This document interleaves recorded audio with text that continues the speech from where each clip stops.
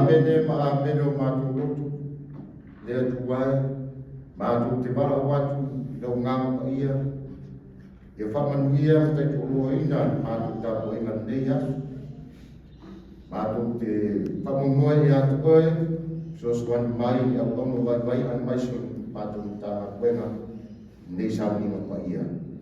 Swafo Yesu Kiriso, mātou te wala watu iai. Amen. Amen. Ngua mene a mau mai le, pese tolu silau lua sepuku mawha, tolu silau lua sepuku mawha. Wa mali i ai tātou. O i loa tino ai, o anga sala masise, wa wha māmaru ina mai. Pese tolu silau lua sepuku mawha.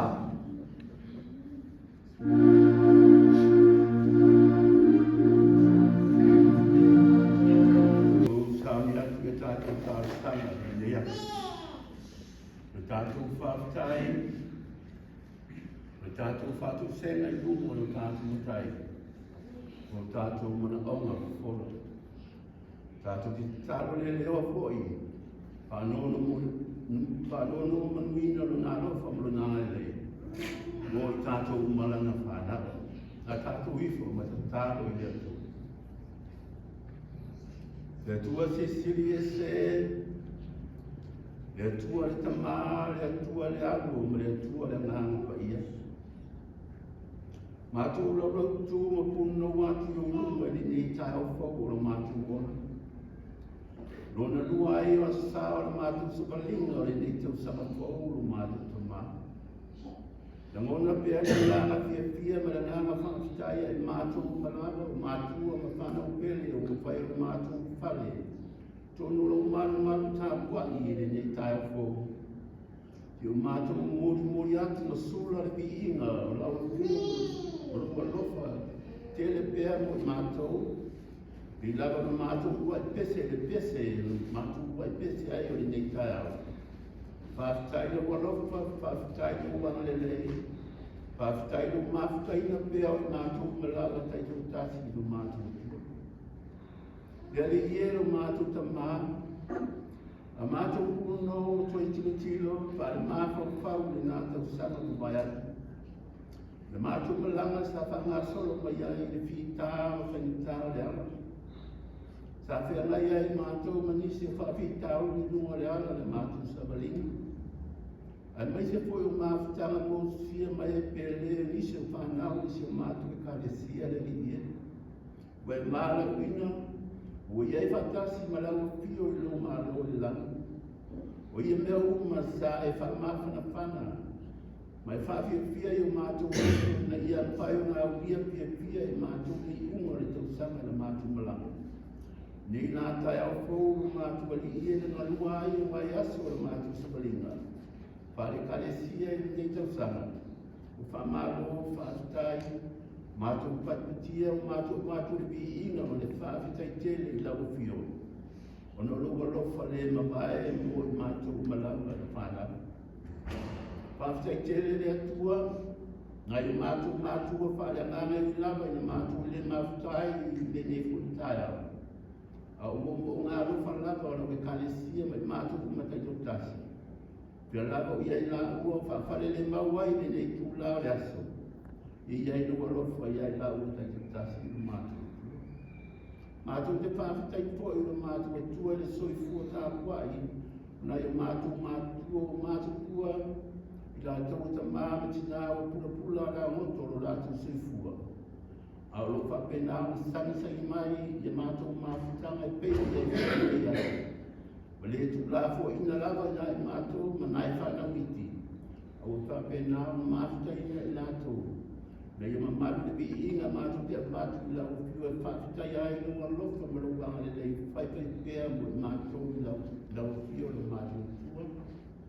Lau whiu lawa le alefa me le omeka, na e fua e mai o lau whiu fui tua e ese. Lau whiu le atua le fuafuanga, mea umalawa o iai no mātou I sitia manga. Pa mālo whāwhitai le atua I lau alofa. Lunga le lau ele wai whamanuia o maua ai fua mea ai mātou te ai. E o fo e sami o whapenanga e whaai ai. manuia mo fai na whangota, mātia e fo na mātu ai no mātu atua. Pa mālo whaafitai no walofa. Na e whaia tangata o le pale ali o au ngā ruenga o e tuina ki tonu o le fuafuanga. E pule, wa aia mea o malava o e whaia. A wāro mātu si o manga, na ia manuia lava i mātu o matai o tasi o mātu. Mātu te pāpitai tēne o mātu atua, le tāpua inga na o mātu o whapena. Na nātu mai mui pama i nai mātu ai, mai Samoa, ko Perama, so te atu o le nea o langi. Ko au mau ai, me tāpua i fo i lātou. Taro mai no mātu i atu i ese no mātu ali. Nei tai ao e la ngona lama le nganga o fia ma le whangaitia no mātu atua. Pai o whenua e pia le karesia i nai tamama tinaya vea i nā tōmu. Papa aia i ai mātou o e mui mai. Ka tapua e atu lau fiu e mai te koi o mea rofu mai ala i mātou whanau. Pake nāo na e fwoi na mai na e whata māo ai na ngai. Lau mātou e pia o mātou i ane le karesia. Mai te ai na i mātou ai no mātou atua. Pāwhitai tēne no mātou atua ni me fwoi atu. Tala mai o na whaitoa, ma te pau whare mai ai o mātou tangata, mātou te au mau ai ngā ruai. Mātou na iai o nei o mātou aina, e ala whauria o unia nei o mātou whanau. Wala mi o nātou muna i unia mene nei, mo le mātou whaina mai kāresia mani. O mātou kua pai ai, mātou te whawhikai tere no arofa pāsoa soa pēr mo i mātou. Wa mātou te ramona ina lama le tēnei taini, le mai vaio, o mātou tino, e mai te koe o mātou ramona whaapai vai i tangata. Tau le whai anga mātou, anga mai koko whare mai no mātou mātai wai e kura nei taia. Ai whaafitai ni whamalosi o mana o ngā hapa ia. Ia e mātou malawa tai kutasi no mātou. Pāwitai lau tuspa ia lo mātou whaitau, mai loa ai, mātou bāwa ia i lo pinangaro pa ia lo mātou tamai. Wala para mātou bāwa i kumora mātou malama o whainei, ina nei tau sama o mātou o amataria. Mai te whoi toi tō ngā nātou le ri o mātou whangu i tua le amatama o nei kāresia. O toi nei o nai māsina ngā ria leo le whaase furu tau sama. O le nei kāresia, mātou ati na ine te tōno le nei atanu. Whamaroro toi fua, whamaroro wanga le lei no mātou atua. E wilawa no e mara una nisi o ta māma tina mātou tua.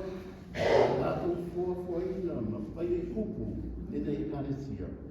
O tu ngai ai mātou ke whaau ina le tiute pa le whaau. Na ia whaau rauna pēra o mātou e te tōno le nei kāresia le nei na le ele. Lo mātou puno no koe ma tāpua ia tuai i ate oe lo mātou tamana. Tere pēr mea mātou te pia whaapitai ai lo kolofa whaasoa soa mo i mātou. Ui lau fwoi le nei tae hao, sa mātou mo moe o mātou muenga. Sa mātou le mātou natu ta ngalo la o fio i ai mātou ka pete i ai. E whangu ina i mātou le ngānga i fia i nei tae fo. Mātou wala whai mai ai i fia mai o lo mātou tamana. Te whaatino a mātou o nanga e pēra ki o ngana i ai o mātou. Pāwhitai te mātou kāresia. Pāwhitai le tāpua inga mātou tua, tamana tina mātou tua. E o lawa i ai mātou whanau, tiute na se ese te tōno vi inga. Mātou ke pese atuai i o ruma le ria. Whamaro whaafitai. Whaafitai ai nātou sāwia ia mai ana muma o la mātou tāpua inga. Nei a tele lava se vi inga o ero mātou tua. Mātou ki sisi i atu i lau fio le nei kai au. Whaafitai au a fio ma pa ia o mātou whaitau ai na usi pa ia. Mā wa uina ai mātou e tusa malo fina ngaro pa ia o mātou tua. Ia lai se tau o mātou sāra bari ai. O e labo le atu e tele lo alofa e ti tiro to sā. O whapena lama e pui ma whakanuia e la mātou whai ngā malana. Mātou o kia whiwhia e le nekuni. Tai au fōu lo mātou. Lea ni ia lo mātou ta mātou te la hona lau e fōu lea māma whaafitai. Ui lama tu mātou vai ma le lea au o mātou tangata o onga lea mai lumu ma lau sina whanga. Ora ngā whiawhia ro e whaamai no pe mātou. I so se pae no la mātou o unanga ro leri. Tele pe mea o sila whia leri ia ro whapea nā o whawhitai ai pea e lau i kālesia nei ka no no manina no koro. Whawhitai ai kua i lea tangata i o luma. Mea se isi ua e whai e tonu o mātou ai no malawa te nasi o mātou tamā. Whawhitai ua na koto mana te mai o kuai. Nisi po yo mātou whanau maina, ka māwho te tinao whapena mana tiro puno wai. E fōrau o la mātou ngārunga, whafo ina ni e manuia kena whamaso longo la mātou ngārunga. Pe o mātou ia iei tiu te ese, e whamaina i ero raso soi fua mo la mātou mwana o mātou tamā. Pea tua sisiri e se, mātou te puno nōru lava. Ai langona o mātou whatau wā. Mātou o kauna lea o a, e sila pia lea se mea lilo lau sila tanga. Ia e mea mātou tena nāi uma lau sila tanga pa ia, mātou tena nāi o mātou usu a tangata. Ai mātou kai tonu e lea e se mea tasi. E ngaro pe lea mana tua ina lau sila tanga pa ia lo mātou usu. O lo e sila pia mea o malau. E o e whati nongo o mātou tūte o sa ili o mātou mai, o sa ili o mātou wa vi inga te poto mariata mai o mātou maua o ngānua ina o pio na e fuati mai ina e mātou o mātou me poto. Whati no e a mātou o ngā lea, o mātou lava le whanau se ngā masare nunga lau si kama whaia lo mātou. Ia whamamure whamangaro mai le mātou i whonga i ne tae apo. Wala no mātou se ese le vi e savani, o le tū o le tautara, Dala ba mātou o ngana kora se lava i mātou o le aisi tangata e tōnu masao i lumaro ki kapa i ero mātou. Kaman mole whanangaro mai le mātou i whonga i nei tai ao. Ai o mātou ta māma tina mātou o se i o lava i whanam nei. Kaman mole whanangaro i mātou o mātou. Dei lava se mea lilo i lau sila whangu. Wa me o mātou pa ai ai o mātou mata, o mātou le whatino le mori ma le whamaoni, o mātou whao whiuwhi o mātou loto, no whainga o pai masani, whaman mole whamangaro i mātou o mātou tamara. Ele ia lo mātou tua, mātou te mana tua lapa i le mātou te taro, i le nei tai au, rai o mātou whalanganga o whea lapa o patawhea e o la sui fua, Misi foi o fuama sai linga tabi nanga mo lumana. Ia I fatasi mo la fio fatino ia fuafunga uma. Tere se pi inga o la fio no ai sai linga mo tabi nanga. Mato kutalo mantu fo na yo mato nei. Nai ta mam tina o la paresia o la bepana. E foi per malo si o la tino mo fia o la tu. Tere se pi inga o lo mato. Mātou te taro fui le li e, iei fui nisi o mātou oro whātau tu i e maota malao. Mōre mai vai tino po ngase se ese o whengai mai lātou. Ia pai ifu pai ane iai lau whamuianga. Ia alo whangianga tafi e se amana ti ngai o lātou tino. Ia lātou mawari fia mani ori na i wha. Awa wai pia mātou mātama. Pare kane sia pēra mātani ai mātou. E mana tua fōi lai mātou whanau iti au iai nātou ngāro runga. Wai tuanga o le nei mai tau ko toi fōi ni nā bai aso, toi fōi nātou la i lātou a oru. I ero whangia se taimi. Mu whare lātou i o lātou whare a oru, whea kai mina i o lātou whea a oru. Waramaro lātou a oru ina ni a mau pēre poto mare ata mai. Waramaro i o lātou mana le nei o mātou. Ia loka mia fo e ngāri mue I tono I se mātou I kāre si e so te ngāri venga I se ese lo wāti kai ai na I o lātou ai ia mai te fo o lāti na ina o se mātou I kāre si e whaman mole fo a te mārosu o lātou tino e whaatino ai o nanga e peo na si o ki ai o mātou Mātou fo I la mātou kutaro I nei atu luku au stāri tala ina o lātou whaati tō mātou whare mai ai Whamautu mātia ai nei o mātou wāi na ro mātou ari. Whamaro whawhitai na waro whaparia. Ia o aro uma o lau sosoani mo mātou o mātou. Mātou mana tuafua I lātou oe ngā tua le soifua ngā loloina. Wala mātou te suku whai ai teipia na mātou te langona ai mai o mātou tino le tina hawa le atua tua. Ia I o pāo wha mātou te whana mo I lātou. Mawai pē ngā tōre mārosi o le poto mo ngata mai. A tino ai tonga te tina ia mawai pē ai mātou. Mārosi le tino ma le mātou te whau o mātou te maa. Lo fangia mātou malawa le nei asa ma le mātou tāpua inga le ia. A mātou whaitau ma mātou whau I awa whionga. A au mai oe le mana o ngā mapa ia ia mātou na ia mātou loa. O na whau inga ma le tau lawa whionga la mātou whaitau inga. Lo fangia fwoi lawa o auna, le a kami, le a maisi fwoi le o auna. I le whola I le o whingaro I le whaia lawa ma le tōnu, ma le whaaroa ma le luma. Aua, lawa ne sa ia ni o mātou I inga I e vae ma le tōtua. Ai e tere lawa sa li inga o e lo mātou sa maa. Ia awa whaia lawa whio I e mātou lawa fwoi te tatu ma la mātou sa tāru. Ia o tunatu, maofu inatu, I o luma whaia I ai o whingaro I e stu. E lawa na iawa o mai ai mātou I te tāru, mātou te tāru o tuai. Lo mātou te mai o e langi. E whaia lo suafa. Ia whaia lo whingaro I lau langi e pēru o e langi. Ia e whamai ai te mātou I a mātou I a ai te tamu e aso. Ia e whamangaro I a te mātou I a mātou I sana. Ia pēru mātou whamangaro I e whamangaro mai a te mātou. Awa fwoi I te tēru mātou I mātou.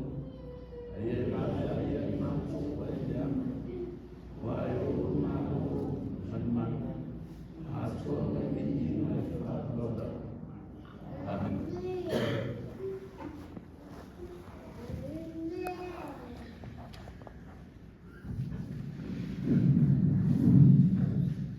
Ia tātou I atu lea tua le se lima se lau tōu sifu. Lau I ao o te su tātou te mapuma. Tātou te fia, tātou te whakatai. Pese lima se lau tōu sifu.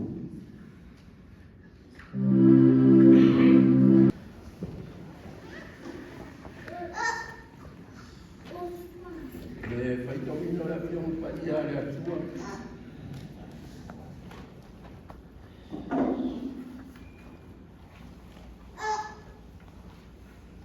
Usilai, mai whenga I matuai, ko whetau I saia o le mutau, ko whāsipu ma le mua. A mata le whaitau, ma le whaiuku mō mua. Tangata mai le whaiuku iwa. I saia, o le mutau, ko whāsipu ma le mua.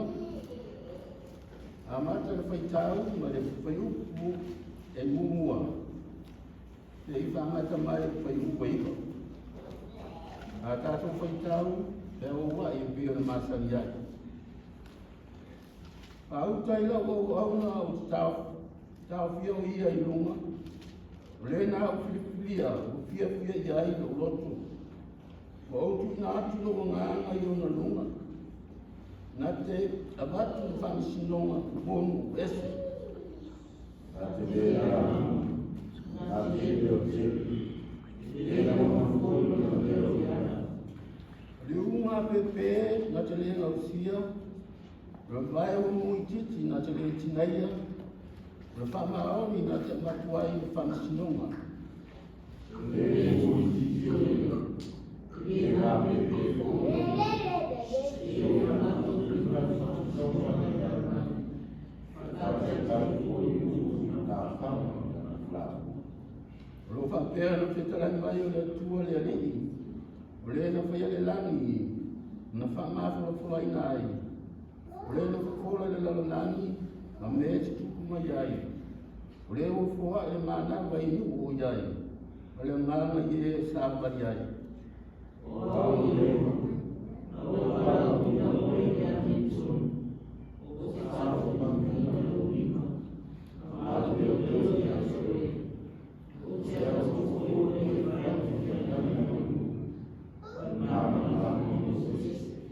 E whapulai na mātou e tā waso, mai na fui kafo le pai pui le o pusia a to mai o no fo le pong sai o mai na to na i fale tau fina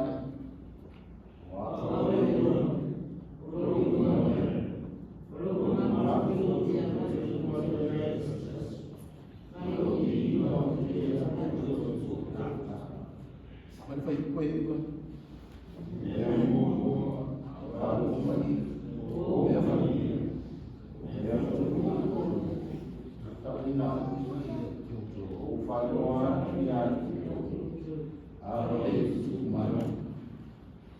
Tusi mai le tele no fo.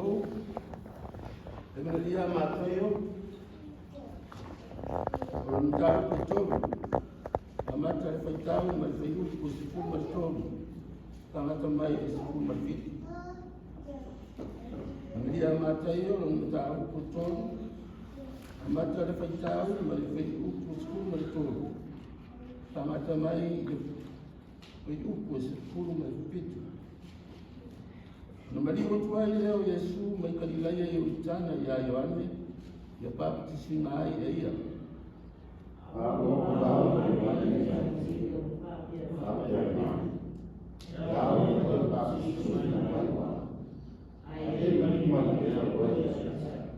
Utari atu Yesu ya te ia tu umai nei te ia o e whapea no tau ya tatou ona whata muina mea tunu uma.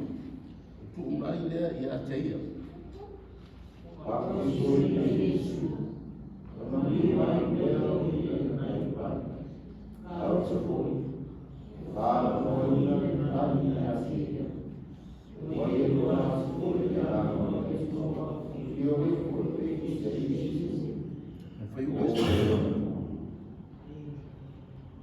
Fai o pesu mai fitu.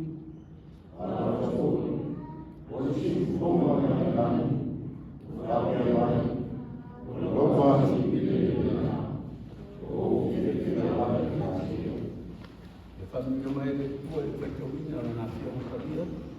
Mbawa tu ya te ia vi inga nei te ia o kaura. Amen.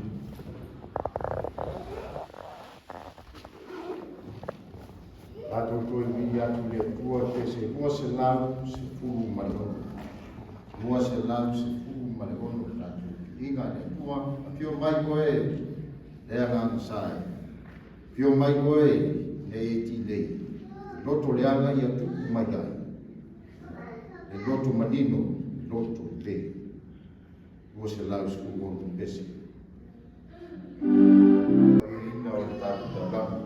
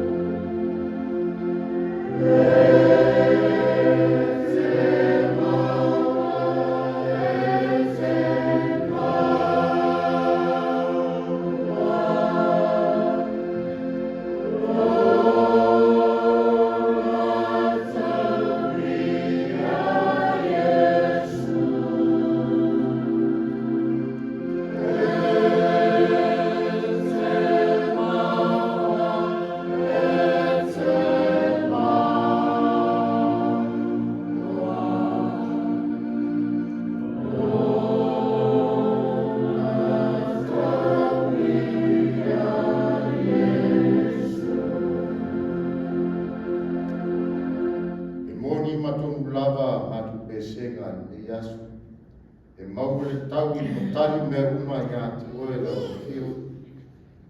A mon mole lea tua na usina vaenga o mātou o lama. Oe ona me uma. Fōa, whapaia whamanuia tadia mātou fōai. Ke suafo te mā le aru me le ngāma. Amen.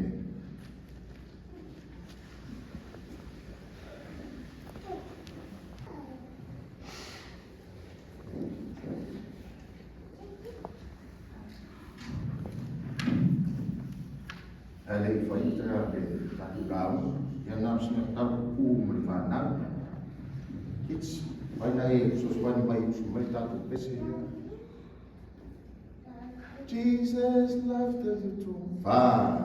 Jesus loves the little children, all the children of the world. Red and yellow, black and white, they are precious in His sight.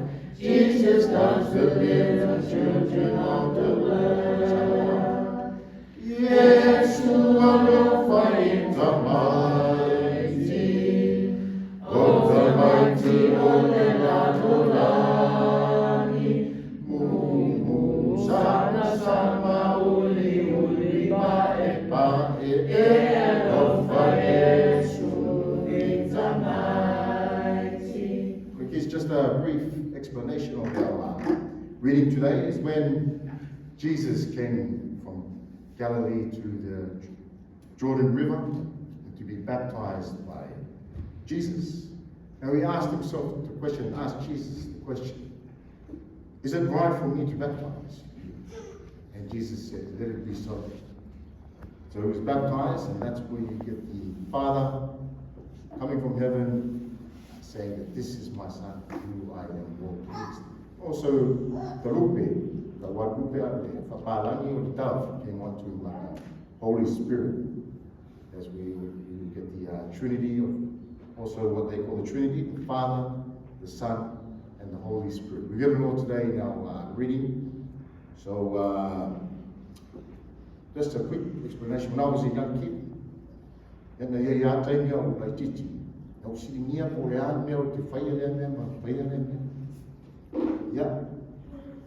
A tau mai au mātua, au tua mai e whaia. E ia au siki. Why? Why I'm doing this? I say au te whaia le. Ia le, taipero, le tani leo Ioane ia Yesu. Why? Why? Ana whapero Yesu, whao pia. Nere, au tua ia au te whaia. Nane mau le tonu, ma sao. That's where you get your righteousness, through your love of your parents, through your peers, your leaders inside your church, your teachers, your coaches. Try your best to listen and always go with God. Questioning yourself, that's our normal every day. But I encourage you guys, as I've got on the it's always good to question yourselves, but try your best to keep moving forward.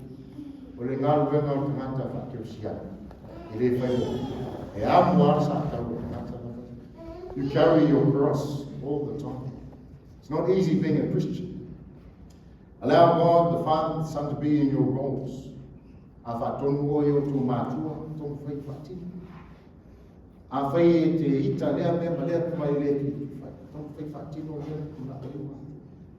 E ua mea sa whamahiri si whaifi au e siri nele.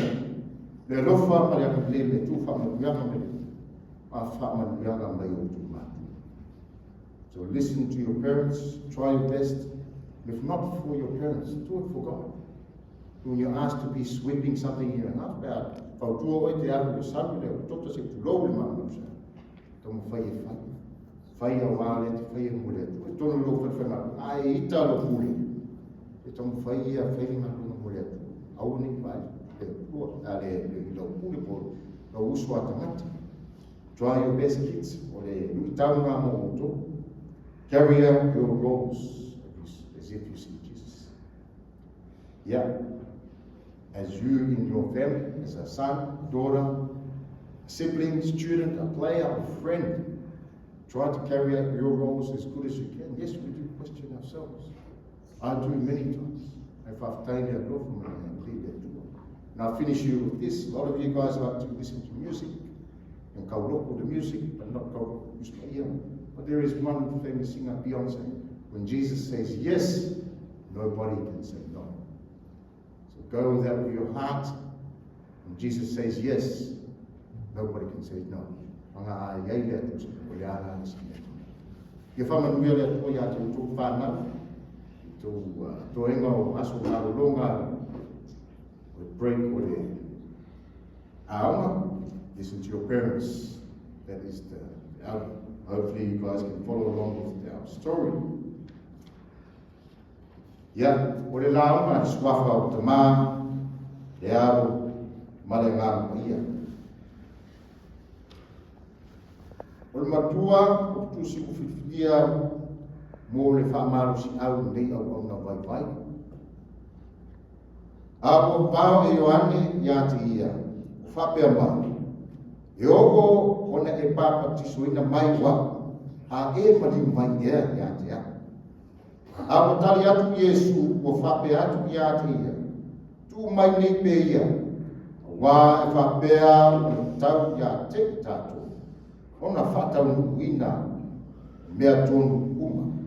Lusi mai mātai o tōku. Wai uku is full whā is lima. In English, but John tried to deter him, saying, I need to be baptized by you, and you come to me. Jesus replied, let it be so. It is proper for us to do so to fulfill all righteousness. Then John consented. Ia, tifsi lena tātou whaitau ino le baptisoino o Iesu. Ia, male, lama mai langi ia tātou langi a peo o ia o le alo le atua nātu ke fia lava ia te ia au le lupe. Ia, tau mai unga le au Iesu tau mai le ngāpa. Ia, mea kumua o ioa, ia, mua no wala watu le tu sospani mai nei o na vai. Wao le mulina o whamarusi au, mo le karisia ni aso. Amen. O Ioane le baptisu, o tangata e le whiwhia i o tō tele nā vaitai. Rau whausai, o le au sātukai. Ia, ma au pita. Le au tauranga, le na whai ngā kuenga ma au mālo o Roma. Ia maisi tak wana tō o tangata ai, brood of vipers in English. Al me pusiria e uku ana, tau nuku watu madiku a Ioane. Ina wa ia tau watu o le whakuipo, o le tuku ia he rota. Ili le tō rua o na usu. That is what caused him to be beheaded, Lord Manusa, is when he called out the wrong of the king at that time, Herod, for marrying his brother's wife. And she wanted his head on a platter. Yeah. Na matanga puengo Ioane whainta. Irese si, if he had latte yai. Pe nā fu tātou usitai, a vai atu tāta te usiana, tonu ki whariwhanga puenga, tonu tātou communities. It's very hard e whaasoa iai ngā tau iai o a o tangata ke usiana. E iai vai vai inga o tātou te rotai, especially when there's a whole group of people and you are the only Christian amongst them. John is one of those. He was the only one amongst a lot of people who didn't believe that he tartonu le atu. Ia anu whaalata i Iesu ia. Nā aru mai Iesu wa ai Ioane. Sometimes when we see somebody there going in the way of Jesus Christ, we try to stay away, stay on the fence. Tūl maui a pia o, i te iau a whaina, i vaina. Au whi au namo tātou, ia tau whai ia lata, tāu oeo ia te hipo. Ia maua Iesu so swana. Ia whapenafo. O tau nuku atu i Iesu, o le waro ama ngā mai le tūsi lea o Isai. Tāu o le au auna, o le au auna vai vai. O le au na o le fide mu. Le na whata umuina o Yesu. I te taimine. O Ioane fo. Na vāwa tu ia Yesu whapea e te papatiso ina. O Yesu. I lese a masalo Yesu. Na le loa lea iwa. Ai na mana o a Yesu i a tau nuu mea tonu. Ale o na sau ki varuanga o Isa. Le whapea papatiso ina o Yesu. O le au tūle na tau whai e whia nei asu. O le theme. Whamoe i le atua e whaau wau le tofi. E whaau wau lo tofi tonu le ai. E whaau wau le atua i le tofi tonu le karasia. Tonu le nu. Tonu le ai ngalau te. Ai whamoe le atua. E whaau wau tofi. E temi whainga tātatu siringia tātu tofi. Papea. Why me? Who am I? O aia. O aia unei wape. Ina mai le atua se tofi. Wha le usu. Wha le atari. Ia wape fo tofi tonu tatu karisi. Who am I? Whaftai le atua. Ia mo nei awa noa tāgo mo nei o ona wai. Whaftai le atua. I tō tofi tonu tatu tama koe. O mai whaatu tatu tau sanga.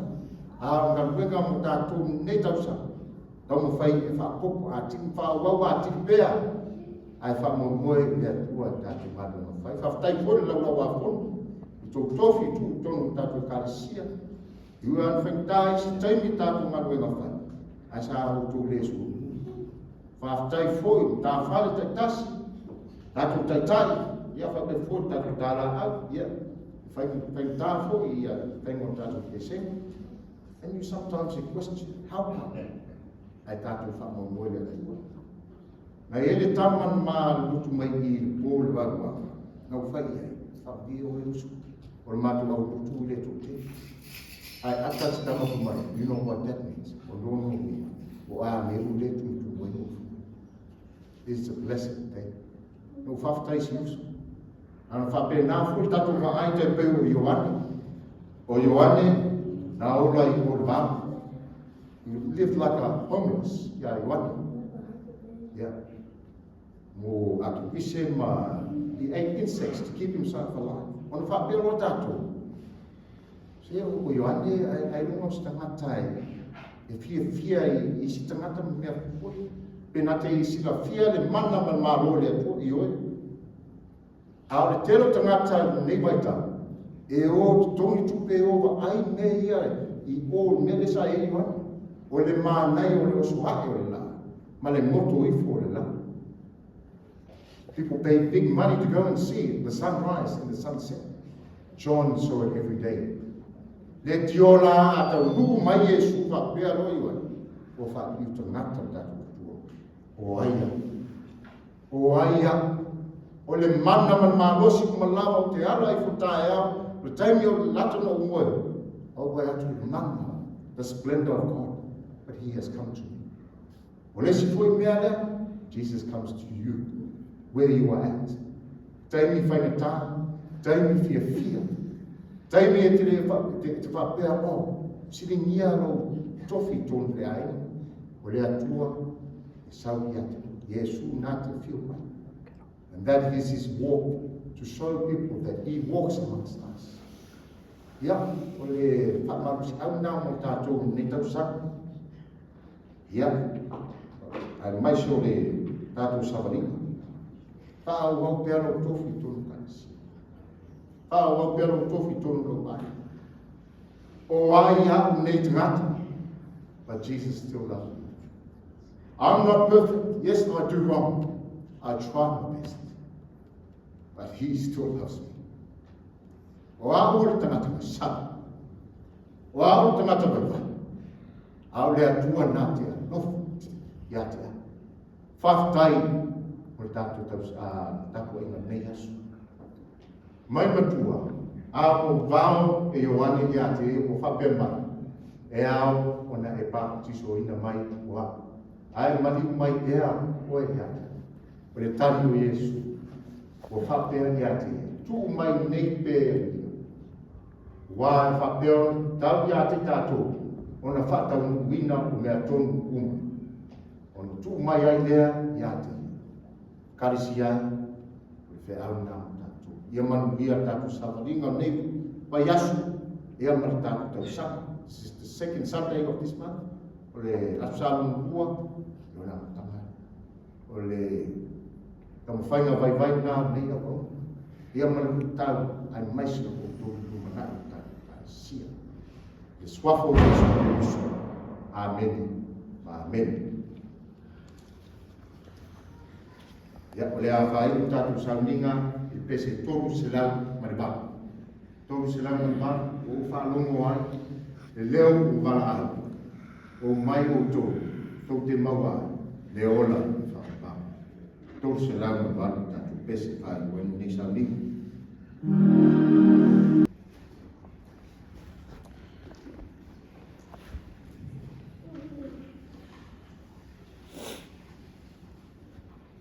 Ua motu i langi sa tātou whasangi mo sa tātou whapolo. Mai e fui o te tōri ni urutua oi. Ua o tātou wā lei.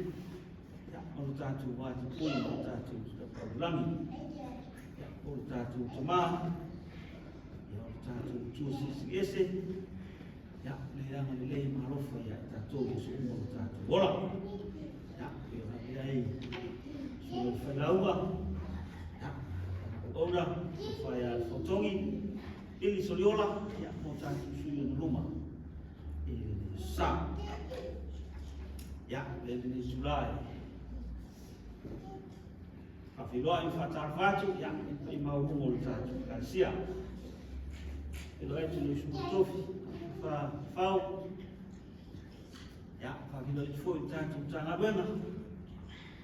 Sa uwhiwa le titi whono, wese fwoi i ainga, au ya te whautanga roto le penga launga whautua tausi ya sa o manga se i ara mata whanau ya marori se fua marori nangi mā ya maro fwoi le pita watai ya le ua tātu tolo ya sa lua ya o le susumu tasi o nei masina wala ua whio lua se fumilono ya ua sau fwoi utau i sao tātu tanga wenga e tau whaofi mai ei nā tu sanga ya lewa tātou amata o tātou whulau atu e le futu sanga ya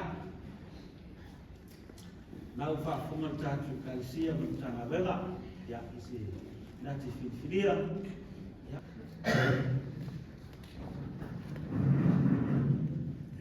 whaatai tēne lava tātou situsi tātou wega au miana nasina fulang e au le a tātou tutulai mo le whamuiana mātou tātou tonu le lofa ma le amalei o mātou pai uina ma le manuia mātou tātou eka o umau na watu ki atu koe matu ina atu whatu whaitaulanga o mātou roto manatu a wangona e te whamanu ina o kukuti atu amalei lo whanau e ata ape atu me te. Leo wina tua fui atu ia ainga tau nuu maramakia i ia lau. Tu mau i o mātu runga o malau. Manuia fide mu ma le lofa sisi ese. O ele atu o tu tasi ma le alo ma le ngau ia. Tu mau mai ma mafuta mai o mātu nei. Se yo wha lau. Amen.